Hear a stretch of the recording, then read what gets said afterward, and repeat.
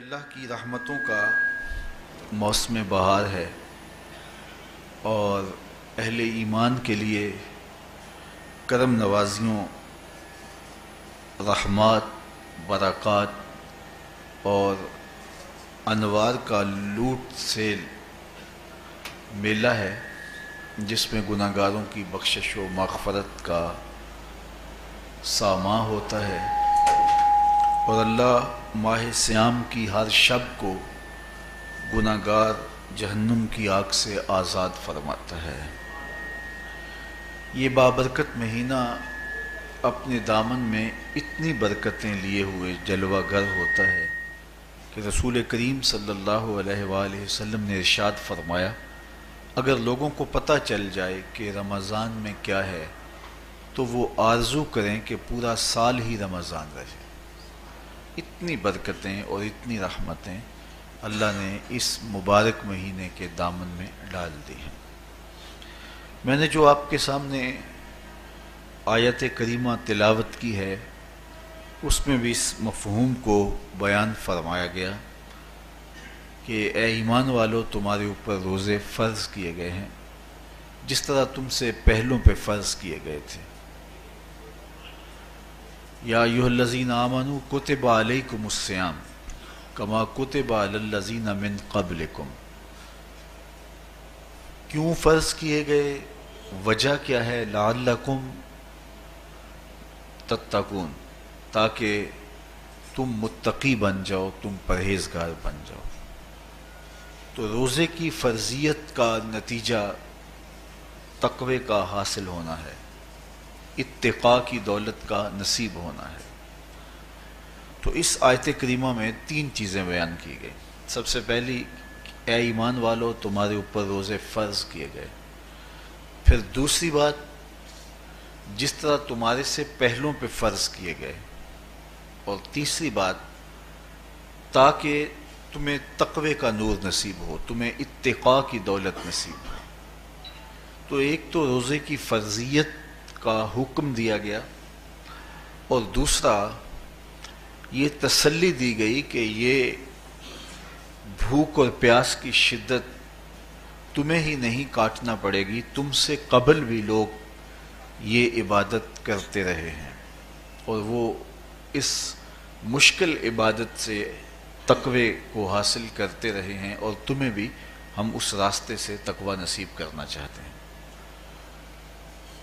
علامہ حقی علیہ رحمہ نے لکھا ہے کہ ملک تحمور الثالث، یہ حضرت آدم علیہ السلام کی اولاد سے تیسرا بادشاہ گزرا ہے، اس کے زمانے میں قحط پڑ گیا تھا، تو اس نے اپنی قوم کو یہ حکم دیا کہ ایک وقت کا کھانا آپ کھا لیں اور ایک وقت کا کھانا بچائیں، اور وہ قحط زدہ علاقوں میں بھیجیں۔ تو قوم نے اس حکم کو بصر و چشم قبول کیا، اور ایک وقت کا فاقہ کاٹ کے اپنے ان بھائیوں کے لیے وہ کھانا بھیجتے جو قحط میں مبتلا تھے۔ قوم کی یہ ادا اللہ کو پسند آ گئی، اور وقت کے نبی پر وحی کی گئی کہ تمہارے اس عمل کو ہم عبادت قرار دیتے ہیں۔ تو حضرت آدم علیہ السلام کے بعد متصل ہی یہ عبادت فرض کی گئی، اور پھر جتنی بھی ملتیں، قومیں اور امتیں آئیں، ان میں روزے کی تحسین کی گئی اور روزے کی تلقین کی گئی۔ پرانی جتنی بھی کتابیں ہیں، اناجیل ہیں، تورات ہے، اس میں روزہ داروں کی تعریف موجود ہے۔ اور حضور علیہ السلام جب اس دنیا پہ تشریف فرما ہوئے تو آقا کریم روزے کی فرضیت سے پہلے بھی روزے رکھتے تھے۔ ویسے روزہ سن 2 ہجری کو فرض ہوا ہے، شعبان المعظم کے مہینے میں، لیکن اس سے قبل بھی ایام 20 کے حضور روزے رکھتے تھے، اور اس کے علاوہ بھی مختلف ایام میں اللہ کے محبوب روزے رکھتے تھے۔ روزے کی فرضیت کے بعد حضور علیہ السلام کی زندگی میں کل 9 رمضان آئے ہیں، جس میں 7 29 کے تھے اور 2 30 کے تھے۔ یہ بات ذہن میں رکھیے گا کہ روزے 29 ہوں ثواب پھر بھی 30 کا ہی دیا جاتا ہے. تو زیادہ تر جو رمضان المبارک کے مہینے ہوتے ہیں وہ 29 کے ہوتے ہیں، 30 کے کم ہوتے ہیں. حضور کی زندگی میں 9 میں سے 7 جو ہیں وہ 29 کے ہوئے ہیں اور 2 30 کے ہوئے ہیں، تو ثواب پورے 30 کا ہی ہے. بعض لوگوں کو زیادہ ہی مسئلہ ہوتا ہے، 29 ہو جائیں تو یہ اللہ کا کرم ہے کہ روزہ رکھنا بھی نہیں پڑا اور 30ویں کا ثواب بھی مل گیا، لیکن وہ شور مچا دیتے ہیں کہ یہ روزہ کھا گئے ہیں. میرا نہیں خیال کہ کسی کو اپنے ذمے اتنی بڑی امت کا بوجھ لینے کی پریشانی ہو اور وہ خام خواہ ایک روزے کے لیے پوری امت کا بوجھ اپنے کندھوں پہ ڈال لے.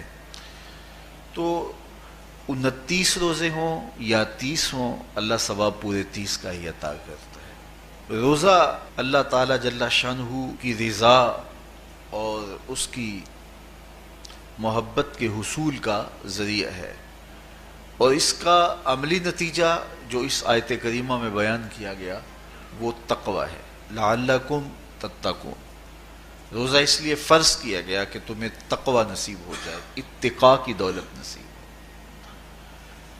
اب سوال یہ ہے، کیا تقوی بھوک اور پیاس سے حاصل ہوتا ہے؟ پیاس کاٹنے سے، بھوک کاٹنے سے کیا تقوی نصیب ہو جاتا ہے؟ صبح سے لے کر شام تک روزہ رکھنے کی تلقین کی گئی. یہاں ناروے میں اور مختلف ممالک کے اندر 20 گھنٹے کا روزہ ہے، اور ہمارے بھی یہاں 16-17 گھنٹے مسلسل شدت کی گرمی میں بھوک اور پیاس کاٹنا ہوتی ہے. تو اتنا طویل دورانیہ جو بھوک اور پیاس کاٹی ہے، اس کا مقصد رزق بچانا نہیں ہے، بلکہ وَيُزَادُ فِيهِ رِزْقُ الْمُؤْمِنِ، ماہ سیام میں مومن کا رزق بڑھ جاتا ہے. آپ اپنا بجٹ دیکھ لیجئے، باقی مہینوں کی نسبت ماہ سیام میں آپ کے اخراجات زیادہ ہوتے ہیں اور کشادگی ہوتی ہے.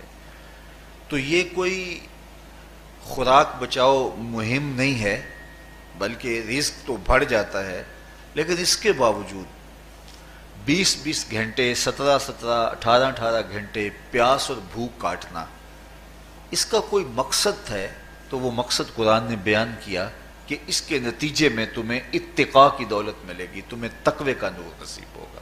سوال یہ کھڑا ہوا، کیا بھوک اور پیاس کاٹنے سے تقوی مل جاتا ہے؟ تو اس کو سمجھنے کے لیے ایک مختصر تمہید سمجھنا ہوگی، اور وہ یہ کہ ہمارے 2 دشمن ہیں جو ہمیں جادہ مستقیم سے ہٹانے کے لیے دن رات کوشاں ہیں. ایک شیطان اور دوسرا نفس. یہ 2 دشمن ہیں جو ہماری متاع عمل، ہمارا خلوص، ہماری للہیت، ہمارا باطن لوٹنے کے لیے ہر وقت مستعد اور فعال رہتے ہیں. اب ان 2 دشمنوں سے ہمارے تنہا ناتواں وجود کا مقابلہ ہے، اور ان میں سے جو بڑا دشمن ہے وہ نفس ہے، کیونکہ شیطان نے جب انکار سجدہ کیا تو ہم تو یہ کہتے ہیں کہ ہمیں شیطان نے بہکا دیا، لیکن شیطان نے جب انکار سجدہ کیا اور خود بہک گیا تو اس وقت کوئی دوسرا شیطان تو نہیں تھا جس نے شیطان کو بہکایا، وہ نفس تھا جس نے شیطان کو شیطان بنایا. اس نے اندر سے کہا انا خیر منہ، میں بہتر ہوں. تو یہ انانیت جو تھی، انا خیر منہ، اس نے اس کو بہکایا. تو شیطان کو شیطان بنانے والا نفس ہے، تو نفس شیطان سے بھی بڑا دشمن ہے. ایک بزرگ تھے، وہ ساری زندگی اپنی زبان پہ انا کا لفظ نہیں آنے دیتے تھے. اس مفہوم کو بیان کرنا ہوتا تو وہ با الفاظ دیگر بیان کرتے. میں کا لفظ، انا کا لفظ وہ اپنی زبان پہ ساری زندگی انہوں نے جاری ہی نہیں ہونے دیا. کہتے تھے اس لفظ نے شیطان کا بیڑا غرق کر دیا، تو میں یہ لفظ زبان پہ آنے نہیں دوں گا. اچھا، بندے بھی بڑے عجیب ہوتے ہیں. کسی نے کہا لو ان کی زبان پہ یہ لفظ آتا کیوں نہیں، میں جاتا ہوں اور ان کی زبان پہ یہ لفظ آئے ہی آئے. چلے گئے. بزرگ تشریف فرما تھے، نماز کا وقت قریب ہو رہا تھا. حضرت ایک مسئلہ پوچھنے آیا ہوں. کہا پوچھئے. شیطان کو کس چیز نے برباد کیا؟ حضرت آپ تو بولیں گے کہ میں نے، آنا نے، تو کہوں گا جیسے بھی ہوا ان کے زبان پہ لفظ میں تو آ ہی گیا نا. تو وہ بزرگ بھی بڑے سیانے تھے، اس کی نیت کا کھوٹ سمجھ گئے. فرمانے لگے بیٹا نماز کا وقت ہو گیا ہے، نماز پڑھ لیتے ہیں پھر اس پہ بات ہوتی ہے. نماز ہوئی، سلام پھرا تو خود ہی فرمانے لگے کسی نے کہا تھا کہ شیطان کو کس چیز نے برباد کیا، جواب دینا چاہ رہا ہوں. کس نے پوچھا تھا؟ جھٹ کھڑا ہو گیا، میں نے. کہا اسی چیز نے اس کا بیڑا غرق کر دیا. تو جو نفس تھا وہ شیطان کو شیطان بنانے والا ہے. تو ہمارے ساتھ نفس بھی لگا ہوا ہے، ہمارے پیچھے شیطان بھی لگا ہوا ہے.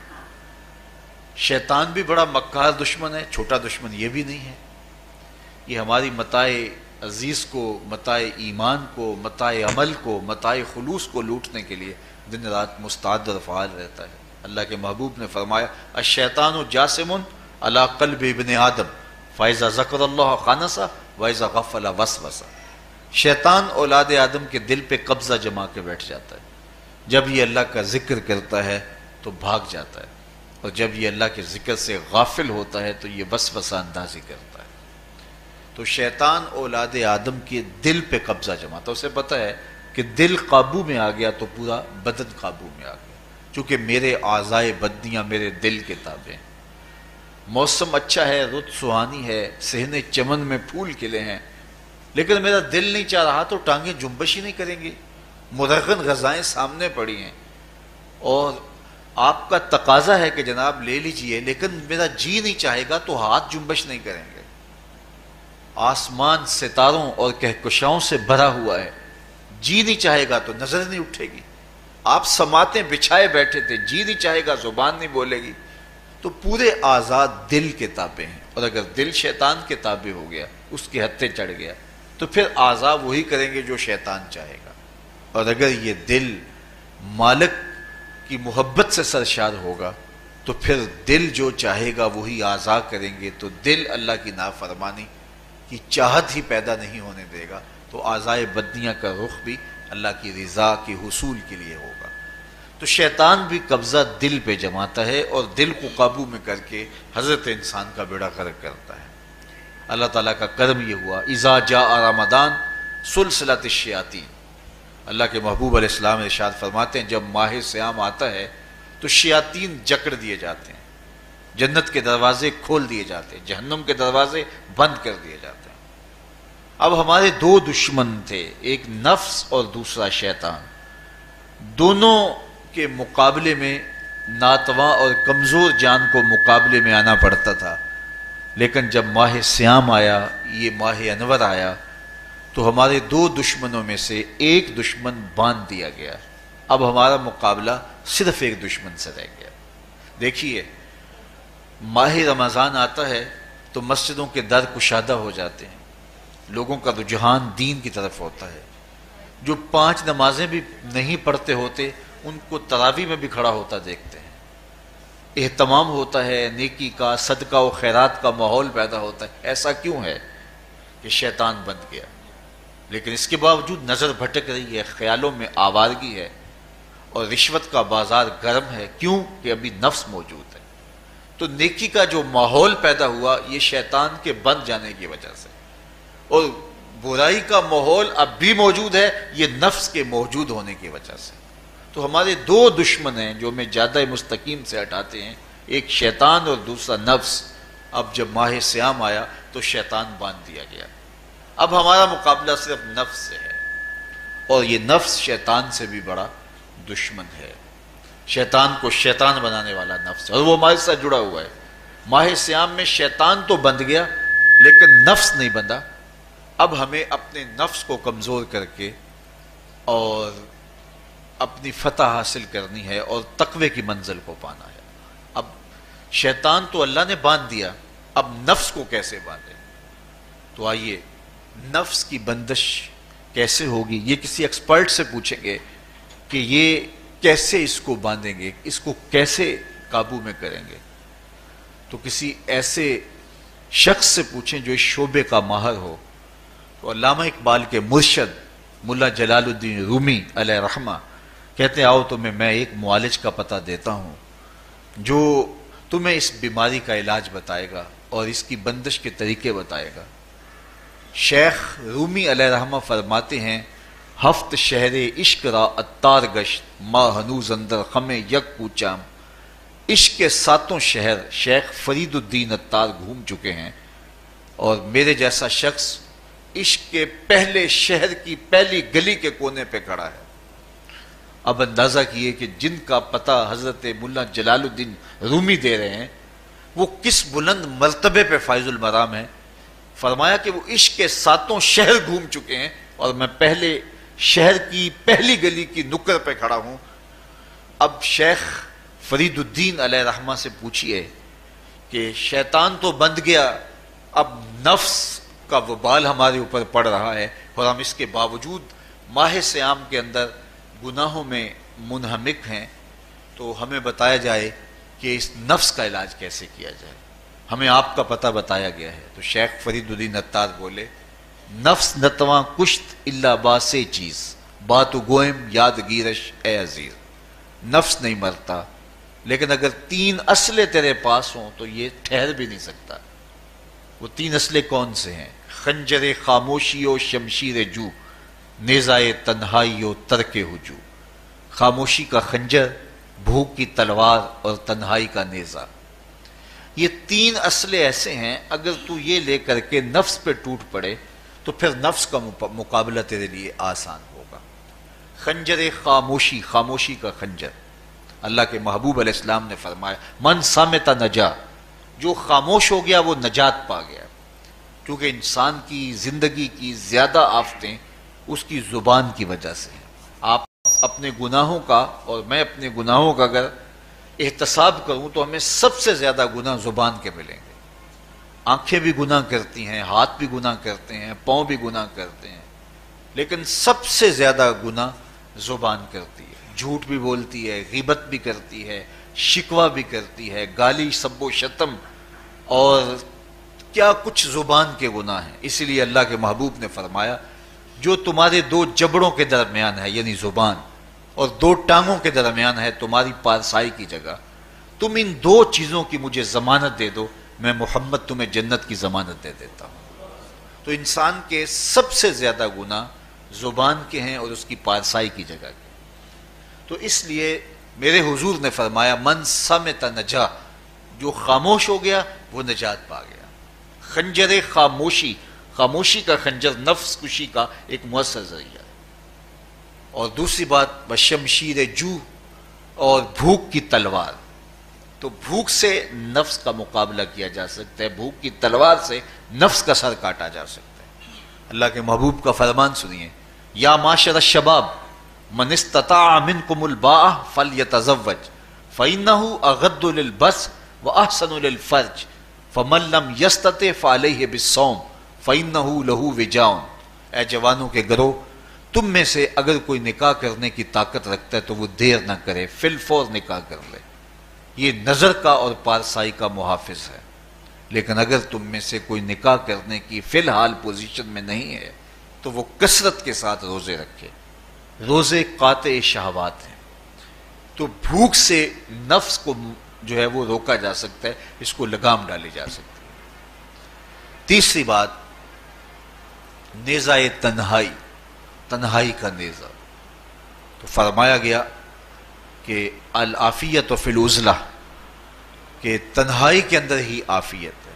جب مجلسوں میں غیبت کی بدبو پھیلتی ہو اور چغلی کا ماحول معاشرے کا جزو لا ینفک بن جائے اور مجالس کے اندر نظروں کی پاکیزگی کا قائم رہنا مشکل ہو جائے اور انسان کی زندگی کے اندر گناہوں کا بہت بڑا سبب مجلسی زندگی ہو تو پھر اس سے تنہائی بہتر ہے۔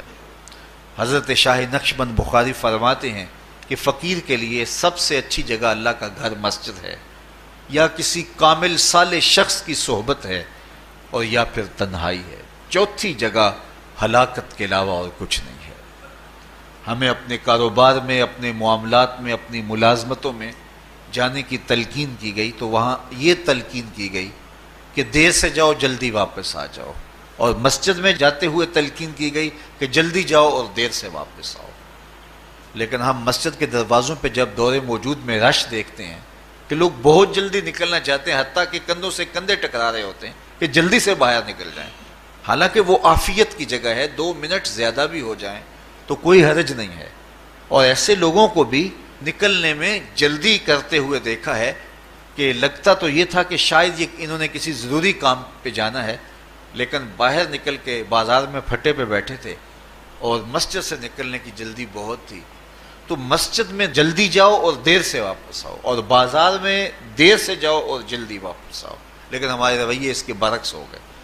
تو تنہائی میں عافیت ہے، خاموشی میں عافیت ہے، اور بھوک میں عافیت ہے، اور یہ ساری چیزیں روزے میں میسر ہیں۔ فرمایا تم سے اگر کوئی شخص الجھے، بحث کرے، لڑائی کرنا چاہے تو تم اسے کہو انی صائم، میں نے روزہ رکھا ہوا ہے۔ اسی طرح جو ہے وہ روزے سے آپ کو یکسوئی ملے گی، قرآن مجید کی تلاوت کا ماحول ہوگا، اور تم بھوک کاٹو گے، اور یہ تینوں چیزیں تمہارے نفس کو کمزور کرنے والی ہیں۔ شیطان بند گیا، نفس کمزور ہو گیا، اور جب نفس کمزور ہو گیا، کمزور ہوتا ہے، یہ نفس مرتا نہیں ہے۔ یہ تو کوئی ہے باج فقیراں کسے نہیں ماریا، باہو ظالم چور اندر دا، یہ اندر والا چور جو ہے وہ اتنی آسانی سے قابو آتا ہی نہیں ہے، یہ پھر سر اٹھا لیتا ہے۔ اس کو جتنا کچلو، یہ کچھ عرصے کے بعد تھوڑی سی خوراک ملتی ہے تو پھر سر اٹھا لیتا ہے۔ حضرت بایزید بستامی کہتے ہیں میں نے اپنے نفس کو ایک دن کہا کہ میں تجھے خوراک بھی نہیں دیتا اور تو پھر بھی موٹا تازہ ہے، تو میرے نفس نے مجھے کہا کہ اے بایزید جب تم بازار سے گزرتے ہو تو لوگ انگلیاں اٹھا اٹھا کہتے ہیں یہ بایزید جا رہا ہے، یہ بایزید جا رہا ہے، تو مجھے میری غذا اور خوراک اس سے مل جاتی ہے۔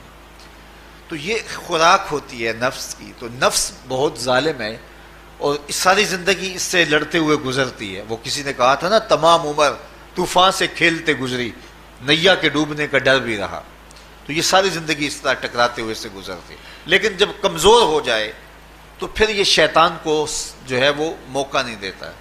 لیکن اگر نفس اگر ماہ صیام میں ہمارا کمزور نہ ہوا، صرف ہم نے بھوک ہی کاٹی اور باقی اپنے معمولات وہی رکھے، تو میرے حضور نے فرمایا جس نے جھوٹ اور برے کام نہیں چھوڑے اور جھوٹے کام ترک نہیں کیے، اس کے بھوکا اور پیاسا رہنے کی اللہ کو کوئی ضرورت نہیں ہے۔ روزہ تو ایک مشق تھی، یہ تو باطن کی تطہیر کا ایک ذریعہ تھا، یہ تو من کی تہذیب کا ایک ذریعہ تھا، یہ تو نفس کی شر سے اپنے آپ کو بچانے اور شیطان کے مکر و فریب سے بچانے کا ایک ذریعہ تھا۔ دیکھیے شیطان بند جاتا ہے ماہ صیام میں، حدیث واضح ہے، لیکن نفس موجود رہتا ہے۔ اگر نفس کمزور ہو گیا تو شیطان چھٹ کے بھی کچھ نہیں کرے گا، کیونکہ شیطان باہر کا دشمن ہے، نفس اندر کا دشمن ہے۔ جب تک اندر والا دشمن ساتھ نہیں دیتا، باہر والا دشمن کچھ نہیں کر سکتا۔ ہمارے دیہاتوں میں چوری ہو جائے تو بوڑھے بزرگ سر جوڑ کے بیٹھ جاتے ہیں کہ چور کہاں سے آیا، کیسے آیا، تو ایک نقطے پہ سارے متفق ہوتے ہیں کہ اندر کا کوئی بھیتی ضرور موجود ہے۔ اگر اندر کا کوئی بھیتی موجود نہیں ہے تو چور باہر سے آ کے حملہ آور ہو ہی نہیں سکتا ہے۔ تو شیطان باہر کا چور ہے، نفس اندر کا بھیتی ہے، اور اگر یہ اندر والا باہر والے کا ساتھ نہ دے تو شیطان انسان پر حملہ آور ہو ہی نہیں سکتا۔ اس لیے اس کو قابو کر لیں، اس کو رام کر لیں، تاکہ شیطان چھٹنے کے باوجود بھی جو ہے وہ ہمارے اوپر حملہ آور نہ ہو سکے۔ ورنہ وہ تو پیچ و تاب کھا رہا ہے کہ یہ جو تم نمازیں پڑھتے ہو، سروں پہ ٹوپیاں تم نے پہنی ہیں اور بڑے شریف بن کے مسجد میں جا رہے ہو، ذرا چھٹ لوں عید کے دن ہی جو ہے وہ تمہارا سارا کیا دھرا برباد نہ کیا تو مجھے شیطان نہ کہنا۔ تو وہ سب کچھ برباد کر دیتا ہے اگر ہمارے نفس کی تہذیب نہیں ہوتی۔ تو یہ اللہ نے ایک ہمیں موقع دیا ہے، پورا ایک مہینہ ہے، ایک ورکشاپ ہے باطن کی تطہیر کے لیے اور ایک اندر کی پاکیزگی کے لیے ہمیں ایک موقع فراہم کیا گیا ہے، اور اس سے ہم بھرپور فائدہ حاصل کریں۔ قرآن مجید کی کثرت کے ساتھ تلاوت، صلاۃ التراویح میں شمولیت اور خاموشی کا اختیار کرنا، اور جو ہے وہ اللہ کے ذکر فکر کی طرف متوجہ رہنا اور بھوک کاٹنا، اس کا عملی نتیجہ یہ ہوگا کہ اتقاء کی دولت نصیب ہوگی۔ دیکھیے ماہ صیام میں ہمیں ان کاموں سے بھی روک دیا گیا جو کہ کام جائز تھے، کھانا پینا اور جو ہے وہ اپنی منکوحہ سے جنسی تعلق، یہ تو وہ امور تھے کہ جو جائز تھے، مشروع تھے، لیکن اوقات روزہ میں ان جائز کاموں سے بھی ہمیں روک دیا گیا۔ اس فلسفے کو ہمیں سمجھنا ہوگا کہ جو کام شریعت میں جائز تھے، مشروع تھے، روزہ ان سے بھی رک جانے کا نام ہے، اور جو چیزیں شریعت میں جائز ہی نہیں ہیں، جھوٹ بولنا ہے، غیبت کرنا ہے، بد نگاہی ہے، اور دیگر برے اعمال ہیں، تو یہ چیزیں تو روزہ نہ بھی ہو پھر بھی ناجائز ہیں۔ تو جو چیزیں جائز تھی روزے میں ان سے بھی منع کر دیا گیا، اور جو چیزیں ناجائز ہیں تو اگر کوئی شخص ان چیزوں سے نہیں رکتا تو پھر اس نے روزہ کیا رکھا؟ ایک بندہ بھوک کاٹتا ہے لیکن جھوٹ بولتا ہے، ایک بندہ پیاس کاٹتا ہے لیکن غیبت کرتا ہے، ایک بندہ صبح سے شام تک نہ کچھ کھاتا ہے نہ کچھ پیتا ہے لیکن رشوت لیتا ہے، پھر مجھے بتائیے اس نے روزہ کیا رکھا؟ روزہ تو ایک مشق تھی کہ جو چیزیں جائز تھی ان سے بھی منع کر دیا گیا، ان سے بھی روک دیا گیا، اور جو ناجائز تھی وہ تو پہلے ہی ناجائز تھی، روزے کے بغیر بھی ناجائز تھی۔ تو اس لیے روزہ ایک مشق ہے، ہمارے سامنے مرغن غذا موجود ہے، ہمارے پاس سامنے ٹھنڈا مشروب موجود ہے، اور ہمیں مشق کرنے کی تلقین کی گئی کہ تمہیں بھوک ہے، شدت کی پیاس ہے، لیکن صبر کر کے دکھاؤ تم نہیں لوگے، یہ تمہاری مشق ہے۔ تو پھر جو حرام ہوگا، اللہ کی طرف سے ممنوع ہوگا، تو اس کو تم کس طرح لوگے جب تمہاری یہ مشق ہو چکی؟ لیکن ہم اس مشق کے اندر ہی جب ان سے نہیں رکیں گے تو پھر ہمارا روزہ ہی نہیں ہوگا، پھر بھوک اور پیاس کاٹنے کے علاوہ کچھ نہیں ہوگا۔ بہت سارے روزہ دار ایسے ہیں جن کا روزہ سوائے بھوک اور پیاس کاٹنے کے کچھ نہیں ہے۔ اس لیے جن چیزوں سے اللہ نے منع کیا ہے ان سے تو رکنا ہی رکنا ہے، جو چیزیں مشروع ہیں ان سے وقتی طور پہ روکا گیا تو ان سے بھی روک کر کے روزے کی تکمیل کی جائے۔ اچھا، روزے میں ایک اور چیز ہے کہ ہمارے صوفیاء مراقبہ کر کے ایک دولت پاتے ہیں، اور وہ کیا کہ اللہ دیکھ رہا ہے۔ وہ مراقبے میں بیٹھ جاتے ہیں اور اس تصور میں ڈوب جاتے ہیں کہ میرا اللہ مجھے دیکھ رہا ہے، اور یہ یقین اپنے اندر اتارتے رہتے ہیں۔ اس کا نتیجہ یہ ہوتا ہے کہ پھر گناہ کرنا مشکل ہو جاتا ہے۔ یہ تصور جب بندے کے ساتھ جڑ جاتا ہے کہ میرا اللہ مجھے دیکھ رہا ہے، ماہ سیام میں یہ دولت اللہ بانٹ دیتا ہے۔ جو مراقبے سے صوفیاء حاصل کرتے ہیں، اللہ تعالیٰ اس دولت کو اہل ایمان پہ چھڑک دیتا ہے۔ کڑکتی دھوپ، برستی گرمی، زبان کانٹا، ہونٹ خشک، ٹھنڈا پانی دستیاب، دروازہ مقفل، کوئی دیکھنے والا بھی نہیں ہے، لیکن بندہ ایک گھونٹ بھی نہیں پیتا، وضو کرتے بھی احتیاط کرتا ہے کوئی قطرہ حلق سے نیچے نہ اتر جائے، کیوں کہ میرا اللہ مجھے دیکھ رہا ہے۔ جو چیزیں صوفیاء کو مراقبے سے نصیب ہوتی ہیں، ماہ سیام میں اللہ اس دولت کو بانٹ دیتا ہے، چھڑک دیتا ہے، بارش کی طرح وہ دولت برستی ہے، اور یہ تصور ہمارے ساتھ جڑ جاتا ہے کہ میرا اللہ مجھے دیکھ رہا ہے۔ ہم پانی نہیں پیتے، اللہ دیکھ رہا ہے، مرغن غذائیں موجود ہیں کہ اللہ دیکھ رہا ہے۔ تو میں یہ پوچھتا ہوں کہ ہم کھانا نہیں کھاتے کہ اللہ دیکھ رہا ہے، ہم پانی نہیں پیتے کہ اللہ دیکھ رہا ہے، لیکن جب رشوت لے رہے ہوتے ہیں اللہ اس وقت نہیں دیکھتا؟ جب نظر بھٹک رہی ہوتی ہے اللہ اس وقت نہیں دیکھتا؟ جب خیال بہک رہا ہوتا ہے اللہ اس وقت نہیں دیکھتا؟ جب سوچوں میں آوارگی آتی ہے اللہ اس وقت نہیں دیکھتا؟ تو یہ صرف وہ کھانے اور پینے کو ہی دیکھ رہا ہے، باقی امور زندگی کو نہیں دیکھ رہا، اور وہ کیا صرف رمضان میں دیکھتا ہے، غیر رمضان میں نہیں دیکھتا؟ تو یہ جو نور اترا تھا ماہ سیام میں، اس کو اپنے اندر اگر جذب کر لیا جائے تو زندگی سنور جاتی ہے۔ جو مراقبوں سے حاصل ہوتا تھا ماہ سیام میں، وہ میਂہ کی طرح برسا، اور ہم اس کے اپنے اندر سمو لیں، جذب کر لیں، تو نتیجہ یہ ہوگا کہ ہماری زندگی نور نہ لا نور ہو جائے گی۔ اور یہ تصور جب انسان کی زندگی میں جم جائے تو یہ گناہوں سے روکنے کا مؤثر ذریعہ ہے کہ میرا اللہ مجھے دیکھ رہا ہے۔ مجھے بتائیے اس سے بڑا ہیجان انگیز بھی کوئی منظر ہو سکتا ہے کہ حسن کی پتلی ہے، اور جو ہے وہ اس کی ایک ایک ادا اور اشوے سے قیامتیں پھوٹتی ہیں، اور وہ خود جناب یوسف کے سامنے اپنے حسن کو پیش کر رہی ہے، ساتوں دروازے بھی مکفل ہیں، بت کے اوپر بھی کپڑا ڈال لیا، اور زلیخا حضرت یوسف کو خود کہہ رہی ہے تالک یوسف اب تو آ جاؤ نا، ذرا آنکھ اٹھا کے میرے جلوے دیکھو۔ لیکن جناب یوسف کیا بولتے ہیں؟ قال معاذ اللہ، میں اللہ کی پناہ میں آتا ہوں۔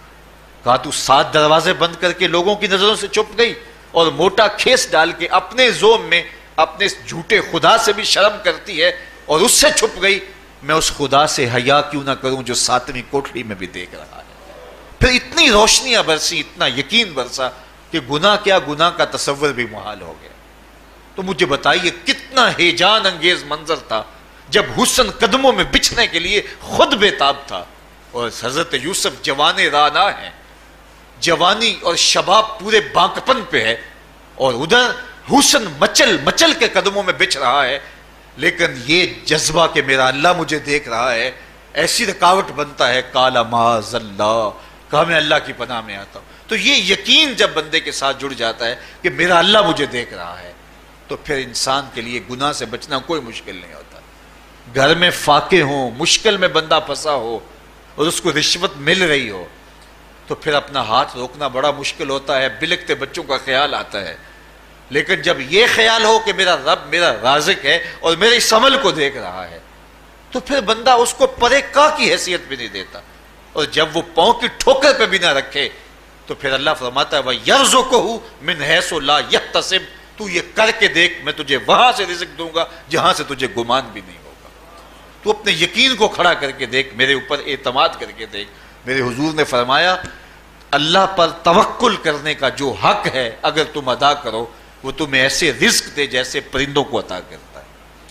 صبح گھر سے نکلتے ہیں خالی پیٹ ہوتے ہیں، ہمیں تو پتہ ہے دفتر میں جانا ہے، ہمیں تو پتہ ہے دکان پہ جانا ہے، ہمیں تو پتہ ہے فیکٹری میں جانا ہے، ہمیں تو پتہ ہے کہ ہم نے فلاں جگہ جا کے دہاڑی لگانی، لیکن ان کا کوئی کاروبار نہیں ہوتا، کوئی فیکٹری نہیں ہوتی۔ جدھر جی آیا صبح جو ہے وہ اڑان بھر دی، بن توکل پنچھی اڑ دے، خرچ نہ پلے زیرہ ہو، نہ کوئی راس ہے نہ کوئی کاروبار ہے، لیکن کبھی ایسا نہ ہوا کہ شام کو خالی پیٹ آئے ہوں۔ تو کہا اگر تم اللہ پہ توکل کر لو، وہ بھی تمہیں ایسے رزق دے جیسے پرندوں کو رزق عطا کرتا ہے۔ پرندوں میں سے ایک پرندہ ہے ہنس، یہ سچے موتی کھاتا ہے، اور آپ پنساری کے پاس موتی لینے جائیں تو ہزاروں روپے تولے کے ماشے کے حساب سے آپ لیں تو پھر بھی آپ سوچتے ہیں کہ پتہ نہیں یہ خالص دیے یا نہیں دیے۔ وہ اتنے نایاب اور کامیاب ہیں کہ آپ ماشوں اور تولوں میں خریدتے ہیں اور پھر بھی آپ کو شک رہتا ہے کہ یہ خالص ہیں یا کہ نہیں۔ اور ہنس کھاتا ہی وہ ہے، اور دنیا پر ایک نہیں لاکھوں کروڑوں ہنس ہیں، اور روزانہ صبح و شام کھاتے ہیں اور پیٹ بھر کے کھاتے ہیں، اور اللہ انہیں روز عطا بھی کرتا ہے۔ تو یہ مالک وہ ہے، رازق ہے۔ جب اس پہ توکل اور اس پہ یقین پیدا ہو جاتا ہے تو پھر مشکل نہیں رہتا، پھر آسانی پیدا ہو جاتا ہے۔ تو روزوں میں اللہ تعالیٰ یہ یقین دیتا ہے کہ وہ مجھے دیکھ رہا ہے، بندہ یہ تیقن پیدا کر لیتا ہے کہ میرا اللہ مجھے دیکھ رہا ہے۔ بعض کا چھوٹے بچے روزہ رکھ لیتے ہیں تو مائیں بے چین ہو جاتی ہیں، جب دوپہر کے وقت پھول جیسے بچے کملا جاتے ہیں تو مائیں انہیں بند کمرے میں کوئی کھانا یا کوئی ٹافی یا کوئی اور چیز یا چاکلیٹ دیتی ہیں کہ بیٹے یہ کھا لو، تو وہ بچے نہیں کھا رہے ہوتے تو مائیں کہتے ہیں پتر کھا لو کوئی نہیں دیکھ رہا، تو وہ بچے بھی کہتے ہیں اللہ دیکھ رہا ہے۔ تو وہ جو صوفیاء کو مراقبوں سے ملتا ہے وہ ایک بچے کو بھی نصیب ہو رہا ہے کہ میرا اللہ مجھے دیکھ۔ یہاں ایک اور بھی تسلی ہے، ہم ہزار گناہ گار سہی، ہم ہزار سیاہ کار سہی، لیکن ہمارا رب پہ کتنا یقین ہے رمضان میں پتہ چلتا ہے کہ اس ذات پہ ہمارا کتنا تیقن ہے، کتنا یقین ہے، جس کو دیکھا نہیں، چھوا نہیں، بات نہیں ہوئی، جو تصور خیال کی حدود سے بھرا ہے، اتنا یقین ہے کہ ہم پانی نہیں لیتے، کھانا نہیں لیتے کہ میرا اللہ مجھے دیکھ رہا ہے۔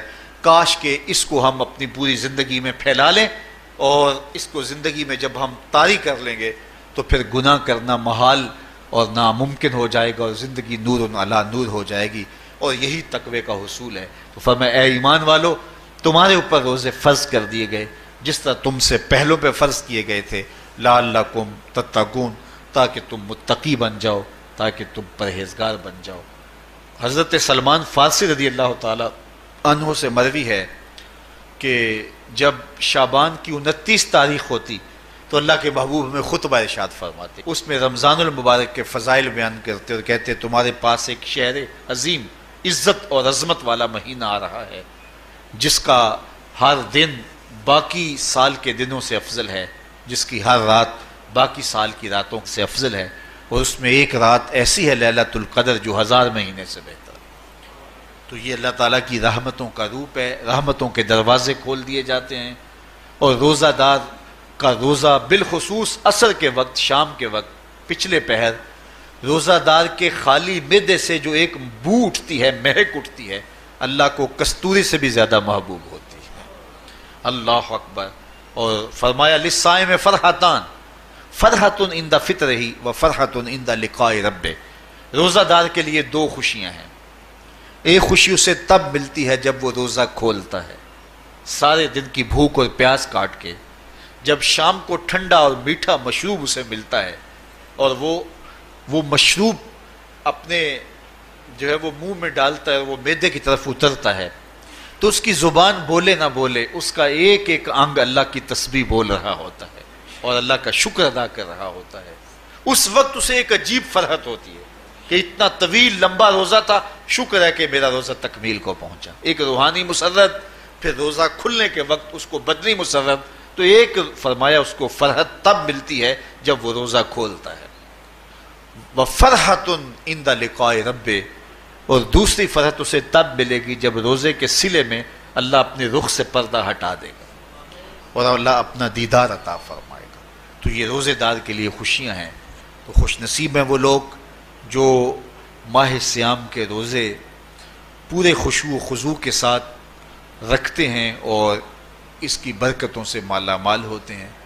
ورنہ بعض لوگ میں نے ایسے بھی دیکھے ہیں، وہ چھوٹی چھوٹی بیماریوں کا بہانہ بنا کے روزہ ترک کر دیتے ہیں اور انہیں حوصلہ ہی نہیں پڑتا روزہ رکھنے کا، چونکہ الصوم نصف الصبر، روزہ آدھا صبر ہے۔ میں سمجھتا ہوں، میں شوگر کا مریض ہوں اور 4 سے 5 گھنٹے اگر مجھے کچھ کھانے کو نہ ملے تو میری طبیعت میں ایسا اضطراب اور بے چینی پیدا ہو جاتی ہے کہ میں گھر والوں سے الجھنے کی کیفیت میں بھی آ جاتا ہوں۔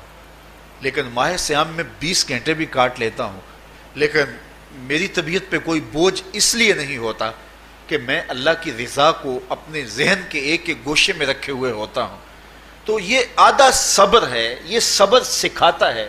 اور پھر روزے سے جب ہم بھوک کاٹتے ہیں تو غربا، مساکین، وہ لوگ جو بیچارے بھوک اور پیاس کاٹ کے زندگی گزارتے ہیں، ان کا بھی ہمیں خیال آتا ہے کہ ہمیں تو اپنے اختیار سے چند لمحوں کے لیے بھوک کاٹنی پڑی، تو اس کی کلفت اور اس کی اذیت اتنی ہے۔ تو جو شخص مجبوری کی وجہ سے کاٹتے ہیں اور ان کے بلکتے بچے ان کے سامنے ہوتے ہیں تو پھر ان کا عالم کیا ہوگا۔ تو اس سے پھر صدقہ اور خیرات کا ماحول پیدا ہوتا ہے اور ہم غربا کو اپنے ساتھ خوشیوں میں شریک۔ یہ اللہ کی رحمتوں کا موسم بہار ہے اور اہل ایمان کے لیے کرم نوازیوں، رحمات، برکات اور انوار کا لوٹ سے میلہ ہے، جس میں گناہ گاروں کی بخشش و مغفرت کا ساماں ہوتا ہے اور اللہ ماہ صیام کی ہر شب کو گناہ گار جہنم کی آگ سے آزاد فرماتا ہے۔ یہ بابرکت مہینہ اپنے دامن میں اتنی برکتیں لیے ہوئے جلوہ گر ہوتا ہے کہ رسول کریم صلی اللہ علیہ وآلہ وسلم نے ارشاد فرمایا، اگر لوگوں کو پتہ چل جائے کہ رمضان میں کیا ہے تو وہ آرزو کریں کہ پورا سال ہی رمضان رہے۔ اتنی برکتیں اور اتنی رحمتیں اللہ نے اس مبارک مہینے کے دامن میں ڈال دی ہیں۔ میں نے جو آپ کے سامنے آیت کریمہ تلاوت کی ہے، اس میں بھی اس مفہوم کو بیان فرمایا۔